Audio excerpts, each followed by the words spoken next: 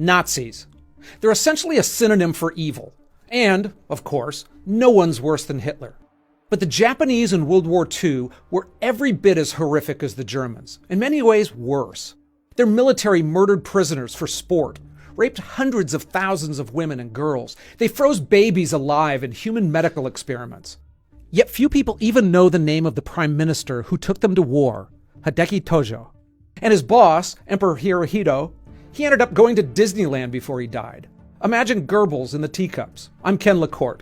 And the elephant in the room is this. How did Japan escape the blame that Germany got for World War II? I've wondered about it for a long time, and I decided to dig in and see what I could learn. I'll take you through the horror we forgot, what Imperial Japan actually did in the war. Then we'll look at forgive and forget, unless you're a German. Then we'll try to understand the European war popularity, as well as take a look at two specific concepts. Nuclear sympathy. Let's first take a look at the Pacific theater of World War II, where Japan's war machine killed up to 30 million people, most of them civilians. It includes millions of Chinese civilians, POWs, Korean slaves, whole towns wiped out. But it's not just the numbers that are horrific, it's also what they did to people before they killed them. In 1937, Japanese troops rolled into China's capital and unleashed 6 weeks of sadism that we know as the Rape of Nanking. They held public beheading contests to see who could kill the fastest. Soldiers raped women in front of their families, then carved them open with bayonets. Pregnant mothers were gutted. Infants were thrown in the air and caught on swords. One witness described a girl, no older than 9, raped by more than 20 men in a single night and then impaled with a bamboo spear. Estimates say between 200 and 300,000 people were slaughtered. It was so awful that even Nazis stationed in the city wrote panicked reports back to Berlin begging someone to intervene. I mean, think about that for a moment. And Nanking wasn't even the worst of it. In northeast China, Japan set up a secret facility called Unit 731. It ran from the mid-1930s to the end of the war. Inside, Japanese scientists they dissected the victims alive with no anesthesia at different points during the disease to study its progression. They removed organs one by one to see how long a body could keep going. One case involved a frostbite experiment on a 3-day-old infant. Another used POWs to test flamethrowers and grenades. People's arms were frozen and shattered with hammers. Some prisoners were tied to stakes while plague bombs full of infected fleas were dropped overhead.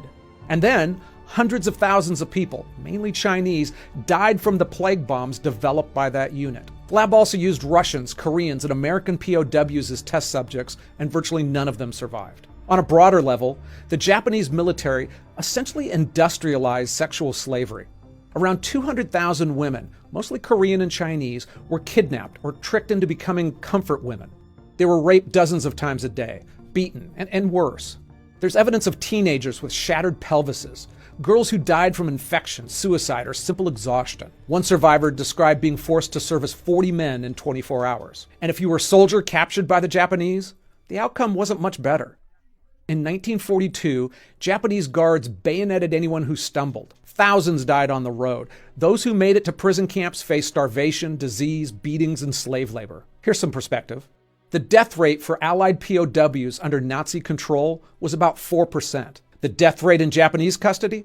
About 30%.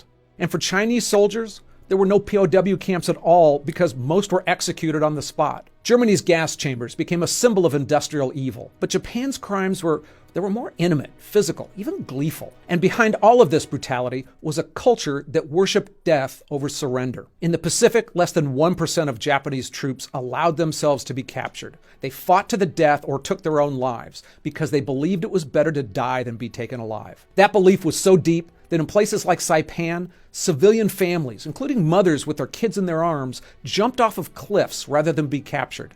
They'd been told that the Americans would torture and rape them. We have a first-hand account of some of that torture from Louis Zamperini. He was an Olympic track star who became a bombardier in the Pacific. His plane went down, and he spent 47 days at sea before Japanese forces picked him up and threw him in a prison camp. It was known as Execution Island. He was routinely starved and beaten. A sadistic commander named Watanabe made it his mission to break Zamperini and others. He beat him daily, sometimes punching him unconscious. He starved and humiliated him. One day, he ordered every man in the camp to punch Zamperini in the face, over 200 times.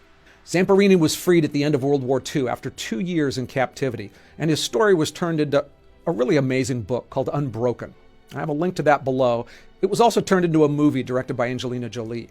And oh, by the way, the Japanese had plans to murder every Allied POW in the country. And when it came to Japan, there essentially became a policy of forgive and forget. And most of the war criminals never faced any kind of reckoning.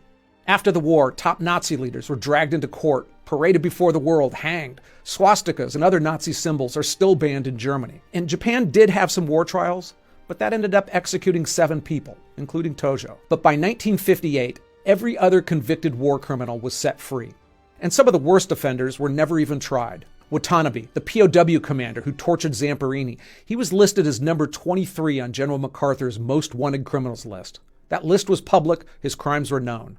But he hid out for a few years, then reemerged in Japan as a free man, working in insurance. In 1998, he sat down for an interview where he didn't really feel sorry for anything, and he died at the age of 85 without ever seeing a hint of punishment. That was the pattern with a lot of the perpetrators. Unit 731's leadership was never prosecuted. In 1946, U.S. intelligence struck a secret deal and the scientists and leaders got full immunity in exchange for their germ warfare research. The data was classified and later used as a foundation for the U.S. bioweapons program. Emperor Hirohito, who presided over all of it, he got a pass as well. General MacArthur said that if the U.S. arrested Hirohito, it would take 1 million troops to keep Japan from exploding. He also worried that the Soviets might fill the vacuum, so Hirohito stayed on the throne, never testifying or standing trial. And as I mentioned, in 1975, he took a goodwill tour to the United States and had a great time at Disneyland. I remember my dad telling me how wrong that felt at the time, especially because he had friends who died in that war. That's my dad on the right, and actually Louis Zamperini on the left, who became his friend later in life. No German leader could have pulled off a U.S. goodwill tour. Germany got never again, and the country spent decades apologizing, educating, and confronting its past. You can't walk through Berlin without stumbling into a memorial. But Japan got a clean slate. And it's not just the Japanese public that moved on. Our memories of Americans and others throughout the world have gotten fuzzy too. Hey, I researched this deeply, but I'm not perfect. If I made a mistake or left something important out, I'll correct it in the description box below. You can also find my source notes there as well. Okay, so what we remember often comes down to who tells the story. After World War II, for the American public, the main characters were in Europe. That was the war we recognized. I mean, the people were more culturally familiar, and the places were more recognizable to us. Military photographers shot hours of footage at concentration camps. They showed piles of corpses, mass graves, gas chambers, and the living dead. Survivors told their stories on camera. The Allies recorded the horrors as evidence for war crimes and for our collective memory. But the Pacific Theater was different. It was jungle warfare with enemies that looked nothing like us. Photos and testimony from that time, they exist, but the original film footage is rare, and most of it shows a general aftermath, not the actual atrocities. Asian victims also didn't resonate the same way. Wartime propaganda dehumanized the entire region and race. Orientals was the term used to lump Chinese civilians and Japanese soldiers into one large, blurry category, and it dulled the outrage. Americans didn't see Asians as fellow Westerners under siege. They saw a different battlefield, filled with people they didn't understand and that they just didn't care as much about. For decades, U.S. history books covered Pearl Harbor, Midway, and the atomic bombs in vivid detail. But we got maybe a sentence or two on Japanese aggression, even less about the horrors. Until the late 1990s, most Americans had never heard of Unit 731. When Iris Chang published The Rape of Nanking in 1997, it felt like a shocking expose because it was. The story had been missing from the syllabus for 50 years. Meanwhile, the Holocaust became a foundation of World War II education. Every American student knows the name Auschwitz and Dachau, but hardly anyone knows Pingfang, the town where Unit 731 operated. Another factor to consider is that most of Hollywood's powerful studio heads were Jewish immigrants, some of them refugees. Telling the story of Nazi evil was personal. So we got dozens of European war movies, Holocaust films, documentaries, and memoirs. Entire genres were built around it. By contrast, Pacific War films were rarer. Movies like Empire of the Sun or Unbroken came decades later, but few had the impact of the European War, and there was certainly never an equivalent Schindler's List. And that leads us to nuclear sympathy, which helped Japan pull off a rare transformation from brutal empire to global victim. In August 1945, the US dropped 2 nuclear bombs on Japan, first on Hiroshima, then Nagasaki. Tens of thousands of people died instantly, and tens of thousands more suffered and died from radiation in the weeks that followed. Those bombs didn't just end the war, they rewrote the story of what happened beforehand. The images of charred schoolchildren, shadows of vaporized bodies, and burn victims stumbling through rubble, they were unforgettable. And the country that butchered its way through Asia became seen by many as the first victim of nuclear war. And Japan leaned into that hard.